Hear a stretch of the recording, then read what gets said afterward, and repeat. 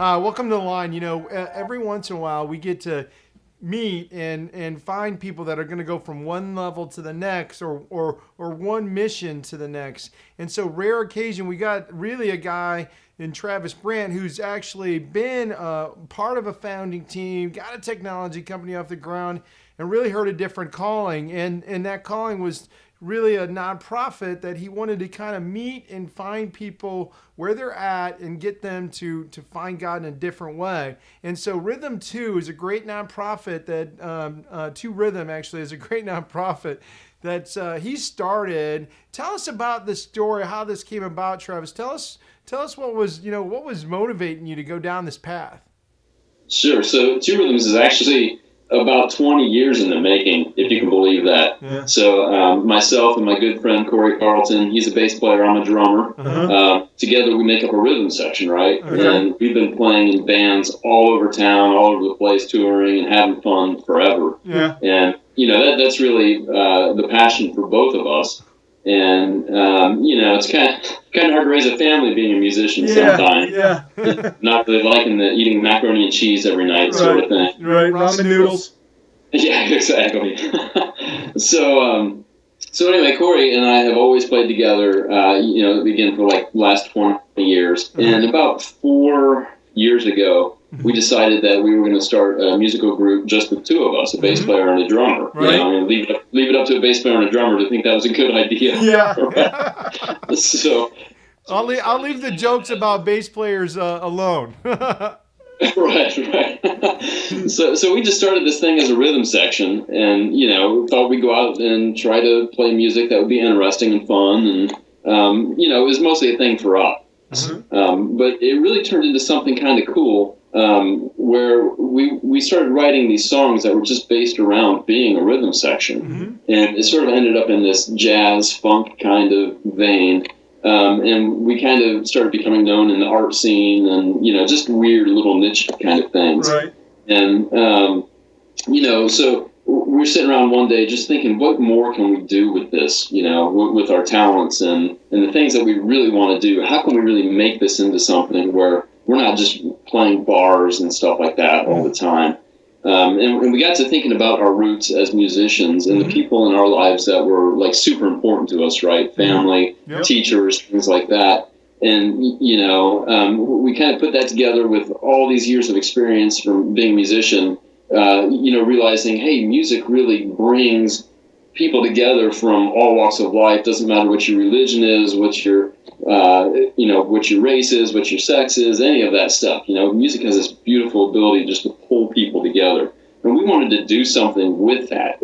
And so we started thinking, how great would it be if we created an organization where we can give young players real opportunities to perform and to record with professional musicians. And so that was the whole basis of starting Two Rhythms, was just to do that. So when you made that bridge and that initial thought, how has that evolved from there? Where have you gone? What's the how become of the organization for you to connect and help people with your mission?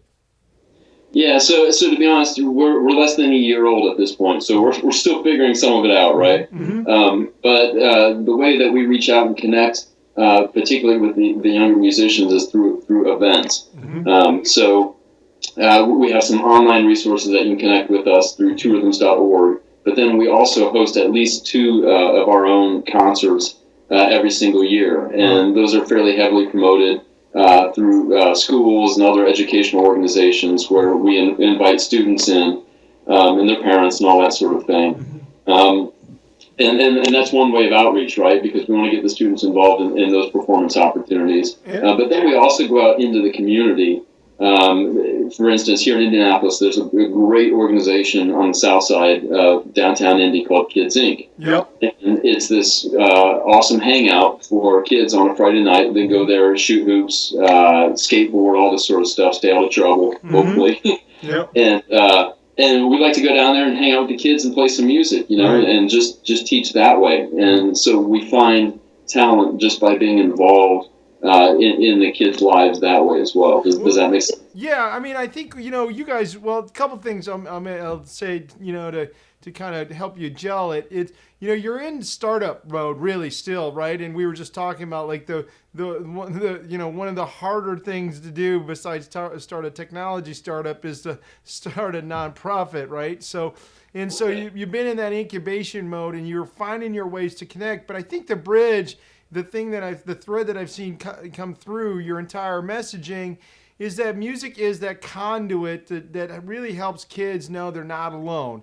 And the Bible says that if the devil will come at you like a lion, and every time you ask people that, they really don't understand that the lion doesn't go after the slowest or the prey that is the weakest. It actually goes after the prey that's by itself. And if you think about that, I think the baseline connection that you're making for these kids is they're not alone. And that bond through music, that ability to connect to them on a higher level, is where the how happens. Where you're building the methodology out of that, but that common bond is where it begins. And so from that, you've actually developed some kind of cool ways through technology. Tell us what's developing on the web for you, because that's been a unique fusion and intersection between your past as a developer and maybe the future where this thing could go. Yeah, that's exactly right. So, I've been blessed to have some technology skills. Like you said, I've been a software developer, that sort of thing in the past. And so what we did through our website, we created a portal for you can be a musician or a musician lover, either way. We created a portal on the website. You can create an account. It's totally free. And then when you log in there every day, we have resources for musicians. So an instrument lesson every day. If you're a drummer, a bass player, piano player, guitar player, you get a brand new lesson every single day. You also get access to all of our artist downloads. So the Two Rhythms music team, we have a core group of musicians, and that was that group is centered around Corey and myself, who actually started Two Rhythms. So any of our music that's available out there on the market, like iTunes or whatever, you can download for free in our portal.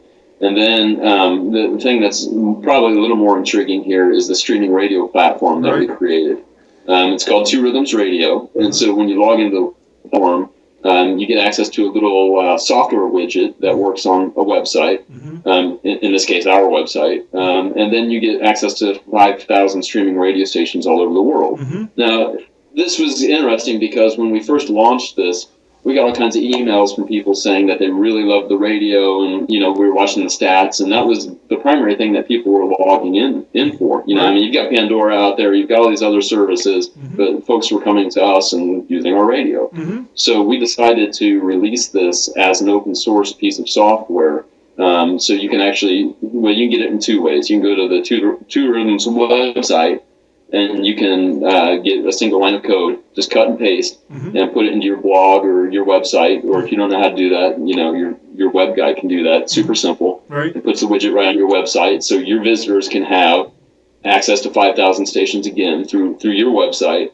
Or if you're a WordPress user, like so many people out there, you can actually go into the WordPress community and look up Two Rhythms Radio and download it as a widget and install it right, in your WordPress blog. And I think what's really cool about the way you've rolled this out, and this, it's like you're the combination of the discipline of agile from a development standpoint to agile being in a business development or an organizational development standpoint.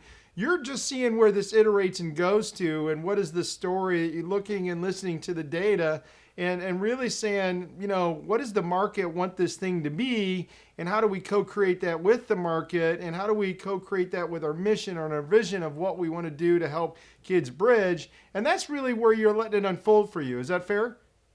Yeah, that's exactly right. I mean, at the end of the day, we're trying to figure out how can we be the best musicians and mentors that we can possibly be? And, we see this as a very good vehicle to allow us to do that. Yeah. It's fun. It's fun to be on the journey with you, man. I can't wait to see where it goes. Yeah, I really appreciate all your input and your time too. Thanks, man. Thanks, Travis. Appreciate you being on the show. Yep. Thank you very much.